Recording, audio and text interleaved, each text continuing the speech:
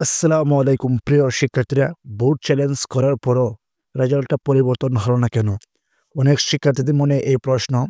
আমি এত সুন্দর পরীক্ষা দিলাম, তারপর বোর্ড চ্যালেঞ্জ করলাম, তারপরও আমার রেজাল্টটা পরিবর্তন হলো না কেন? এই বিষয় নিয়ে আমি এখন একটু বিস্তারিত আলোচনা করব। তোমরা যারা আমার এই চ্যানেলের নতুন দর্শক, অবশ্যই চ্যানেলটা সাবস্ক্রাইব করে পাশে থাকা বেল বাটনটি ক্লিক করে দিবা পরবর্তী সকল আপডেট সবার আগে পাওয়ার জন্য। তাহলে চলুন আমরা এখন মূল ভিডিওতে চলে যাই। প্রিয় শিক্ষার্থীরা, বোর্ড চ্যালেঞ্জ করার পরও রেজাল্ট পরিবর্তন হলো না কেন? কোন কোন কারণে রেজাল্ট পরিবর্তন হয় না আমি এখন আলোচনা করছি। প্রিয় শিক্ষার্থীরা, অনেক শিক্ষার্থীরা মনে করে যে যেহেতু ফেল করেছি এখন বোর্ড চ্যালেঞ্জ আবেদন করলেই হয়তো বা পাশ করব। আসলে এটা কিন্তু সম্পূর্ণ একটা ভুল ধারণা। প্রথম যখন রেজাল্ট প্রকাশ করা হয়, এই রেজাল্টটা কিন্তু চূড়ান্তভাবেই প্রকাশ করা হয়। যারা পাস করেছে তারা পাস, যারা ফেল করেছে তারা ফেল। তারপরও আরেকটা সুযোগ থাকে, এটা শুধুমাত্র হাতে গোনা কয়েকজন শিক্ষার্থীর জন্য এই সুযোগটা। মানুষের ভুল হয় কিন্তু একটা কাজ করলে ১-২টা ভুল হয়। যে ১,০০০ কাজ করলে ৮৯০ বা ৯৯০টা ভুল হবে এমন না। ১,০০০ স্টুডেন্টের রেজাল্ট তৈরি করলে বা খাতা দেখলে হয়তোবা ১ জন বা ২ জন শিক্ষার্থীর রেজাল্টের তৈরিতে ভুল হতে পারে। তাই বলে ৮০০-৯০০ জন শিক্ষার্থীর রেজাল্ট ভুল হবে এমন না। কাজেই যখন শিক্ষকরা খাতা দেখে বা রেজাল্ট তৈরি করে, হাজার, হাজার শিক্ষার্থীর রেজাল্ট তৈরি করে, সেখানে ১টা বা ২টা ভুল হতেই পারে। যেহেতু মানুষ স্বাভাবিকভাবে ১টা বা ২টা ভুল হয়। তো এমনভাবে দেখা যায় প্রায় ২০ লক্ষ শিক্ষার্থীর রেজাল্ট তৈরি হয়। হাজারে যদি ২টা-৩টা রেজাল্ট তৈরিতে ভুল হয়, তাহলে ২০ লক্ষ বা ১৫ লক্ষ শিক্ষার্থীর রেজাল্ট তৈরিতে সব মিলিয়ে হয়তোবা ১০,০০০-১২,০০০ সর্বোচ্চ এমন ভুল হতে পারে। এর চেয়ে বেশি ভুল হয় না। তো ফেল করে কিন্তু তোমরা সবাই জানো এই বছর ফেল করেছে প্রায় ৬ লক্ষ শিক্ষার্থী।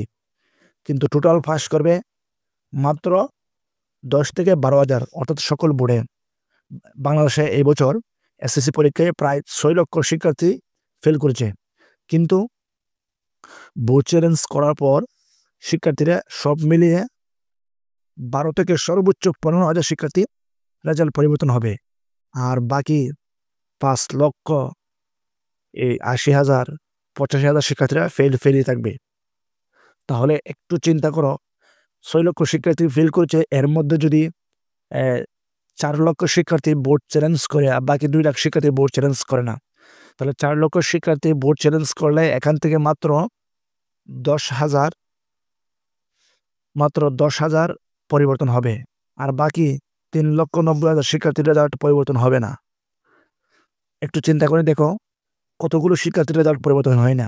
তো এর কারণ কি? রেজাল্ট পরিবর্তন না হওয়ার কারণ হচ্ছে তুমি পাস করতে পারো নাই। অর্থাৎ তুমি বোর্ড চ্যালেঞ্জ করেছো ঠিকই, কিন্তু তোমাকে পাস দেওয়ার মতো কোনো ক্যাপাসিটি ছিল না। অর্থাৎ তুমি ফেল করেছো। আর বোর্ড চ্যালেঞ্জ খাতাটা কিভাবে দেখা হয়? তুমি যখন বোর্ড চ্যালেঞ্জ করবা, তখন একজন শিক্ষক তোমার খাতাটা দেখবে। তিনি কিন্তু নতুন করে আর কোনো নাম্বার দিবে না। তবে আগে যে শিক্ষক খাতা দেখিয়েছিল, দেখবে সে যোগ করতে ভুল করছে কিনা। অর্থাৎ তুমি যে পরীক্ষা দিয়েছো, বিভিন্ন প্রশ্ন লিখেছো ৭ নাম্বার, ৮ নাম্বার, ৯ নাম্বার, অনেক সময় দেখা যায় শিক্ষকরা মনে করো তোমার ৭ নাম্বার প্রশ্নের ৫ নম্বর তুলে নেয় বা ৮ নাম্বার প্রশ্নে ৩ নাম্বার তুলে নেয়। এমনি তোমার প্রায় ১০ মার্ক তুলে নেয়। এই ১০ মার্কের কারণে তুমি কিন্তু ফেল করতে পারো।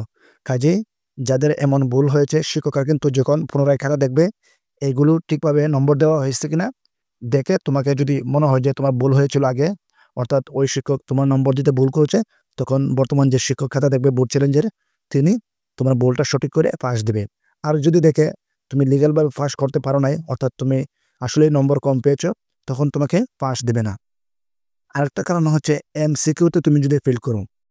তোমরা যারা অনেকে বোর্ড চ্যালেঞ্জ করেছো, বিশেষ করে যাদের রেজাল্টটা পরিবর্তন হয় নাই, বিশংশ শিক্ষার্থীর এমসিকিউতে ফেল হওয়ার কারণে বোর্ড চ্যালেঞ্জের রেজাল্টটা পরিবর্তন হয় নাই। কেননা তোমার যদি এমসিকিউতে ফেল হয়, তখন কিন্তু তোমাকে নম্বর বাড়িয়ে দেওয়ার কোনো অপশন থাকে না বা সুযোগ থাকে না। কাজেই যাদের এমসিকিউতে ফেল করেছো, তোমরা কোনোভাবেই পাস করবে না। আশা করি বুঝতে পেরেছ। মোটামুটি আমি যে কারণগুলো বলেছি, ওই কারণগুলোর কারণে কিন্তু একজন শিক্ষার্থী ফেল করে।